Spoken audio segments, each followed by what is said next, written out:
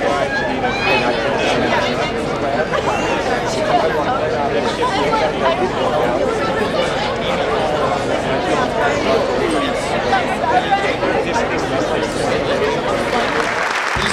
Executive Director of the Santa Barbara International Film Festival, Roger Durling.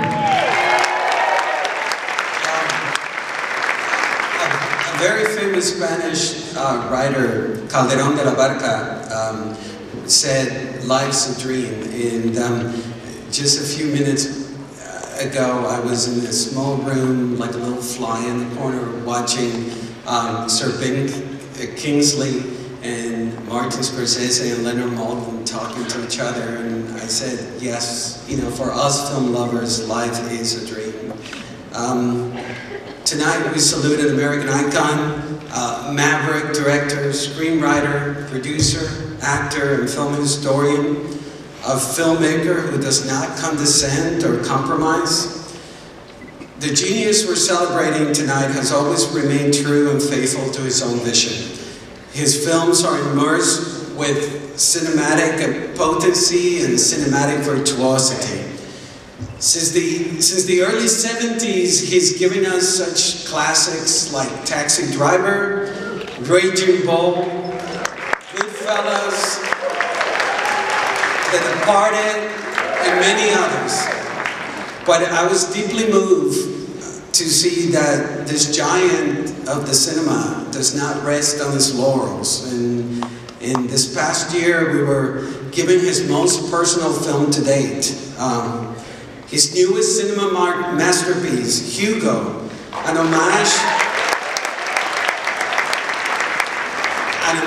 to this director's favorite art that has just been nominated for an outstanding 11 Oscars. And his star, Ben Kingsley, is here with us this evening.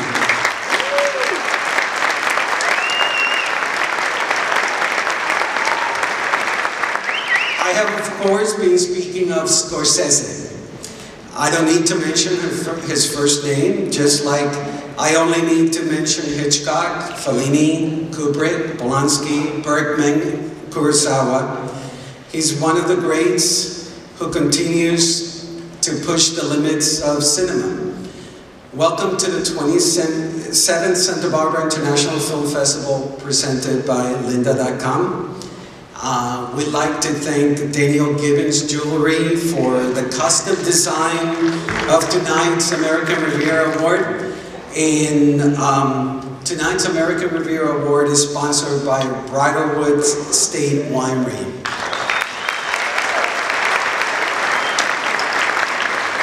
Now I would like to introduce the moderator of this evening, a longtime family member of Santa Barbara International Film Festival. He's a cinematic institution all by himself. He's a film critic, a historian, and author of several popular books on cinema. Please welcome my dear friend, Leonard Maltin.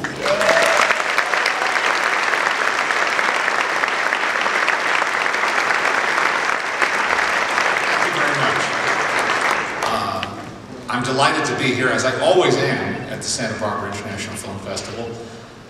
And I'm very excited about tonight because I get to sit on stage and talk to someone who I know loves to talk too. So we're not going home early tonight, guys. Let's get that settled right now. But then, as Sidney Greenstreet says in The Maltese Falcon, as Casper Gutman, I like to talk to a man who likes to talk. So, I don't like dating myself, but it's unavoidable in this case. It's just about 40 years ago that I, as a very young man, went to the movie theater, the Rialto movie theater in Ridgefield Park, New Jersey, to be specific, and saw a movie, the likes of which I'd never seen before, called Mean Streets. And I'll never forget that night. It is burnished in my memory forever. Because I had not seen anything, I'd never experienced anything quite like that at the movies before. So many of those scenes stay with me, always. I'd never seen Robert De Niro before. I didn't know who this guy was, I just believed him. And he's a frighteningly real character, and frightening, period. And where did they find this guy? Who was this guy? I'm not sure I'd seen Harvey Keitel before either. Just a film that just struck so many raw nerves. And that's what put Scorsese's name on my radar. Now, had I been paying closer attention, I would have realized that he'd also been very deeply involved in another film that blew me away, Woodstock, 2 years earlier. The most extraordinary concert film of its time, of its generation. So, needless to say, you know, it's been an incredible journey since then. But since we're talking about somebody who has such great knowledge and interest in film history, I was thinking about something today. Some of the directors that Mr. Scorsese admires and reveres, as many of us do, John Ford, Howard Hawks, Frank Capra, William Wellman, we could name a lot of great American directors, who, when they reached a certain age and had been working in Hollywood for 30 years or more, were no longer doing their best work. I'm not trying to be unkind, I'm just stating the truth. It was not, their later years were not their most fruitful. Here's Marty Scorsese, 40 years on, having just made one of the best films of his career, and a man who brims over with vitality and creativity, and shows no sign of stopping, and goodness knows we don't want him to stop. So here's a man at the peak of his powers, the absolute peak of his powers right now, and so much more to come. Why? Well, I think it has to do with certain words that come to mind. Passion, knowledge, integrity, and curiosity. Those are all great qualities. He has them all. He has them all in abundance. I think it's what makes him such a great filmmaker. And if you need a reminder of why we're celebrating him tonight, and if it always is a little refresher, let's take a look at a montage of Martin Scorsese's work.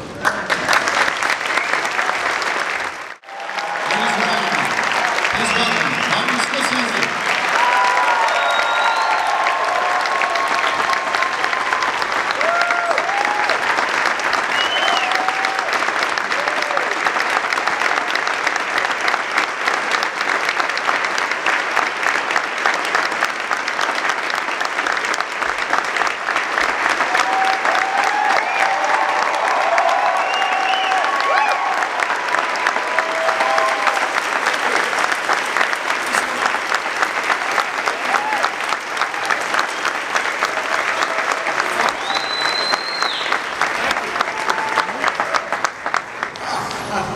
Got our 3D glasses just in case. Very good. Always handy. As this way. Always handy. Some cards. There's something. Well, I shouldn't go there prematurely. We'll get to 3D in good time. All in good time. So what you been doing lately? No, just kidding. Just kidding.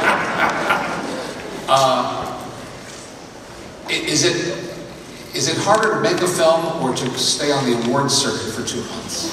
Well, it has become, you know, I go back to 1970, and when the film opened, there were really no premieres the way you know now on red carpet, except if it was Around the World in 80 Days, or Giant, or Ben-Hur, or Cleopatra, and a few others I'm sure, but we would just go on a Sunday, whatever it was, the day it opened, we'd stand in the back of the theater and watch the audience.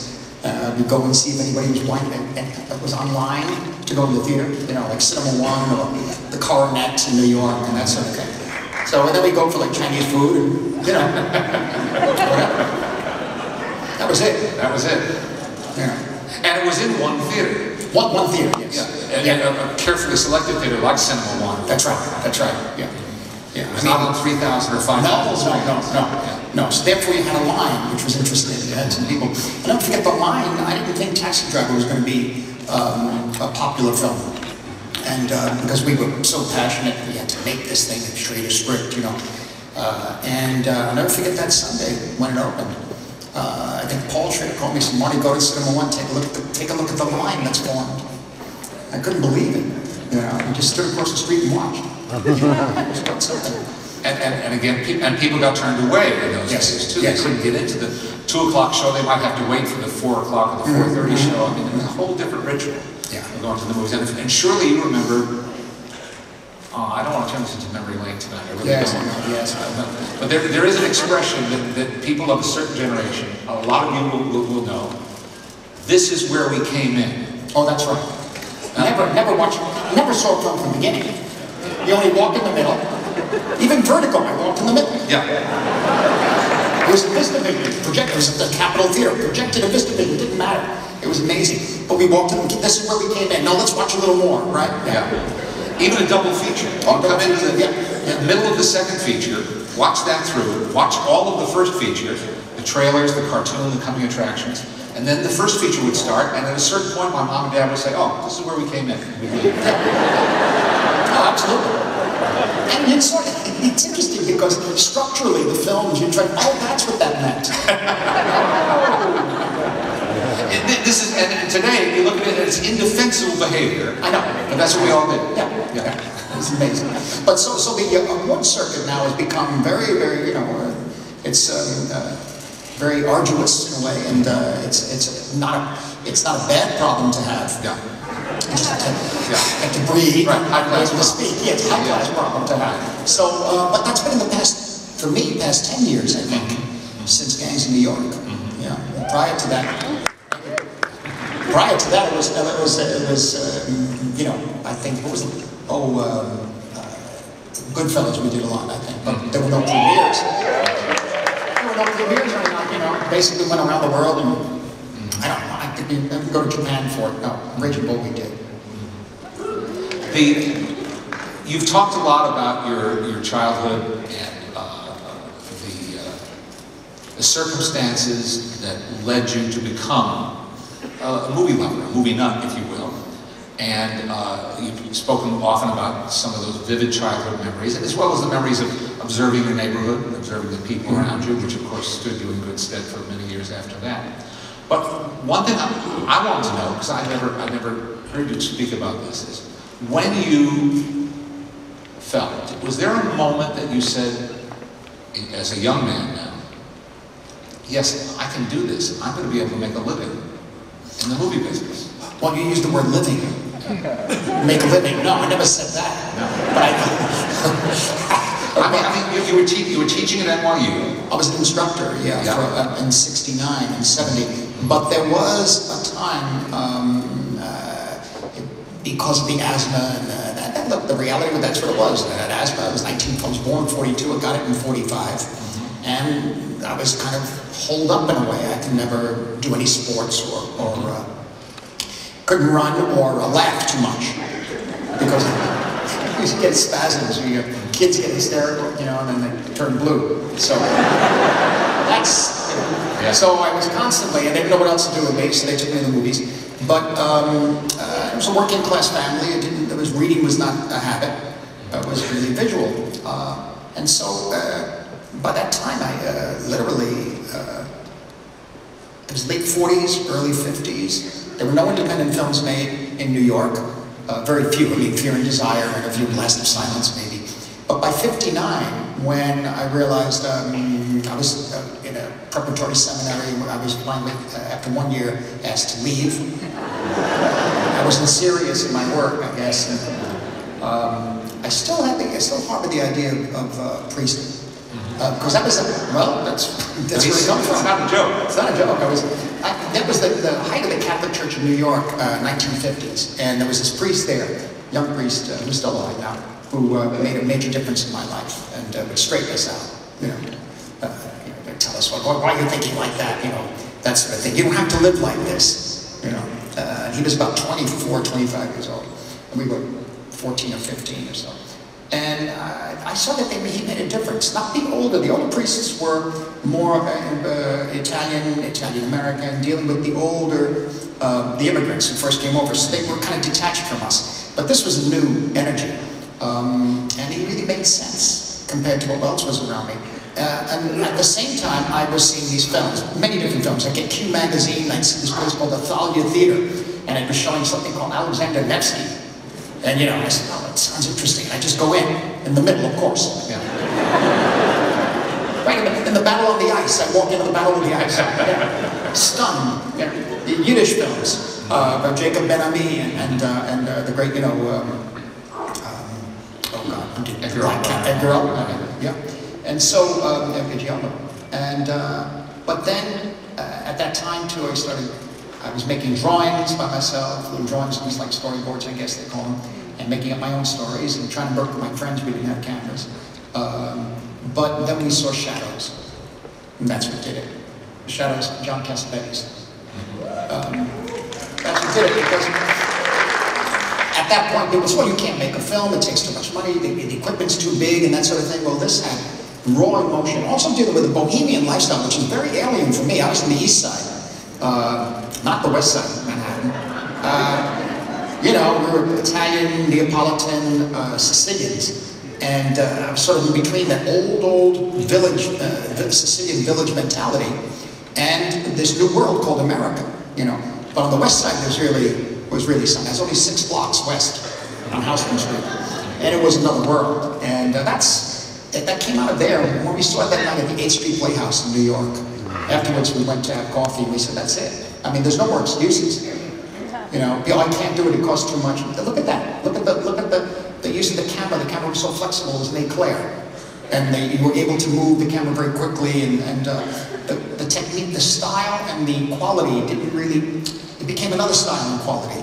And so that spurred us on, that and the cool world of Shirley Clark, you know. So, there's too many questions to ask. Well, I guess at that same time I was beginning to take film courses at NYU. Right. But there was not the NYU of today. Yeah. Very different. Yeah. So you started teaching a little bit. You started working. Well, that's about a year. That's a few years later. Yeah. But that's right. I'm jumping ahead a little too far. You started learning some of the tools, some of the craft. Yes. And making short films in '63 and '64. The films got some notice. It got some awards and some scholarships. And by '67, I did a film called The Big Shave. Right. Which got some notice, and that really pushed it. And we're also trying a first feature called Who's That Knocking, which took from 1965 to '69 to finish, on and off, trying with the bigger cameras at first and realizing, no, we've got to go with the smaller ones, the more flexible ones, and reshooting, rewriting. And that finally came out in '69 when I was helping on Woodstock. And I was an instructor at the same time. Right. So all that came together by '69. So now you have a feature that actually opened in a theater in New York, and then you were working on Woodstock as an editor, yeah. which was going to be a major studio release. Warner Brothers was releasing that, and you had a hand in that, a big hand in that. But did you say to yourself at any time, I could make a living? This is how I'm going to... I don't know if I could make a living, we just knew that we had to make movies. Yeah. And again, it was this fascination with an image that moved. You know, there's something about telling a story with this image that moves, whether it's celluloid, which we know is no longer the case, ultimately, digital, or whatever comes down the pike in the next 10 years, because it's going to, we're at a major change now. But there was that impulse to tell that story and to reach out to the audience the way it was when I saw those early films of my family. And the stories around me, too, about my family and about the people I knew in that neighborhood, you know. Well, all right, one random question. Pardon me on this one, okay? Is it true, sir, that when you showed your NYU class, John Ford's The Searchers, you arrived in cowboy garb? Okay, you see, these are how these things happen. You have to understand, it's 1969. We're all in Greenwich Village, where everybody had long hair, right? That's 1969. 65, you started wearing your hair long. Some kids had beards, you know. And I loved Westerns, you know, and I got my first pair of jeans after being at Woodstock on stage, because I was Italian American, you know, wear jeans, you know, and slacks, you know. And so, I even wore cufflinks up to Woodstock, I lost Columbus. You know, I was on that stage 4 days and 4 nights, Wadley was shooting, and Thelma was there, it was like that, you know. But like after that, I liked, you know, the leather vest from the Leather Hamlet. I don't know if you remember it in LA. Well, actually, it was in New York, that one. But jeans and even I must say cowboy boots. Yeah. Oh, I still got them. Can't wear them anymore. Yeah. Can't wear them anymore. Directed Mean Streets in them. You know. Did you really? Yeah. Wow. But they were comfortable. They were, you know. It was also LA. I was moving to LA. I was going to move to LA, and LA is different. LA is not Manhattan. And, you know, let me put it this way, you could go out there and maybe become a film director, a different kind of film director, which was more like, you know, the studio contract director. Of course, those days were way gone. I didn't realize it. Of course, I'm a different kind of director, so a different kind of filmmaker. But at that same time, I sort of embraced the, I had to learn how to drive, which I don't do anymore, don't worry. And, you know, the cowboy clothes and nudies. Yeah. Went to nudies, got clothes and nudies. Not spangles and, you know, not rhinestones, but, and no fringe, but, you know. Piping, some piping. Piping, yes. Piping. Yeah. That's why, are you kidding, the piping? Roy Rogers wore those shirts. Yeah, yeah. Oh, man. Great stuff. Fantastic. No, but that's what I really liked it. And also the idea, too, that I was changing. I didn't know. I was trying to, I don't know who I was. I knew Mean Streets, that was me, but those are stories of Mean Streets and other stories that were in my head at the time that became other films that, quite honestly, in that decade, my parents were still living in downtown New York, and they were being stopped by people saying, you know, your son put that in the film, that's not right. You know, so-and-so got this and that. And so I had to be careful. I said, oh, I'm a director, I didn't come from there, you see. And then by the time we did Raging Bull, it didn't matter. We're going to start with a generous clip from Mean Streets. Oh, Mean Streets, yeah. And what's the almost the cliche advice people give to young writers? Write what you know. And so, for you as a young artist, a young filmmaker, you know, make a story about what you know. You knew this. Yes, no. This is pretty much based on real incidents, and especially the shooting at the end, which we had missed just by luck. We left the car. My friend and I said, let's go home, this is ridiculous. And we went home, they got shot. Yeah. For nothing. For an insult. We'll talk more after the clip. Let's watch a selection from Mean Streets.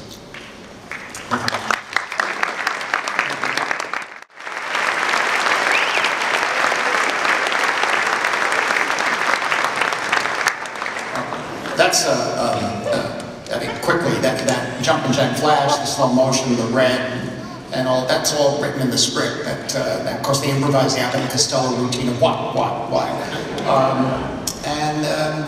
The idea of the scene you just saw really came from De Niro in rehearsal, because he said, listen, we have to see how he gets around Charlie.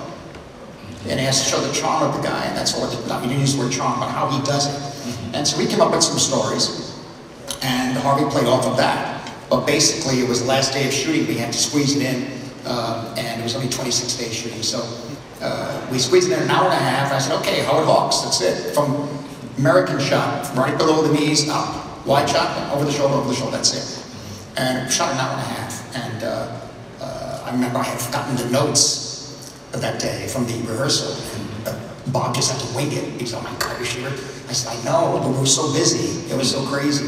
But he then pulled that out of the air. And that's basically the truth. That's pretty much the way we were living. I was going to NYU at the same time. And there were other friends of mine, by the way, not like that, didn't do that. They were at Fordham University and other places, and but there were different groups. See. Man, the first time I read the following fact that I'm going to drop, it hit me like a bombshell. It's not a surprise to you, you were there. This movie was shot in Los Angeles. Yes. This quintessential New York movie was shot 3,000 miles away. I probably never should have said that. The thing about it is that we wanted to make it so badly, and then I got hired by Roger Corman after to do Boxcar Bertha, which is an exploitation film. And I learned how to make a picture in 24 days, you know, from 6 in the morning to 10 at night in Arkansas, Camden, Arkansas, with trains, period piece. And yes, it was exploitation, wonderful. That's when I first met Barbara Hershey and David Carradine. And it was really a wonderful experience because I didn't get fired. It was amazing. I used to get fired over everything. Prior to that, I was always trying to do something that people wanted a different way. I didn't know how. I tried, and it was very awful. But that's how the failures, the doors closing with a key because it left me to one place. And when I did the exploitation film, I worked with Corman's crew. And there was a guy named Paul Rapp, and he told me, he said, if you want to do this Meat Streets, we could do it here for a very, very little amount of money. And Jonathan Taplin was the gentleman who brought in the money, $650,000, I think it was. And he said, we could do it, but you'd have to do it, you'd have to fake a lot of it in LA. Can you do that? And so I worked it out. I went every day down to downtown Los Angeles, 3rd Street, all those places. And basically, we shot in New York about 8 or 9 days, day and night for the first week. And then came back to LA, to California, did the rest. Brought the actors over, cast people from here. The bar is in LA, but the exterior is on Mulberry Street. You know, all of that. And I mean, Bobby De Niro shoots a gun on the roof at the Empire State Building and hits a window in Los Angeles. But that's the illusion of movie making. Yeah. That's the most incredible. Yeah, it's Kuleshov. Yeah, exactly, right.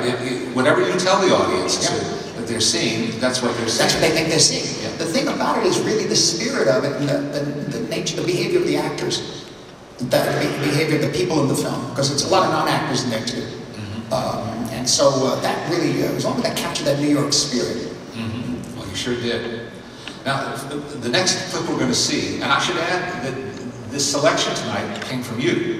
Yeah, yes. And so if you don't write me angry letters about why didn't we show this film, or why didn't we show clips from that film. Sorry. You can blame the filmmaker, all right? I'm passing the buck firmly in that direction.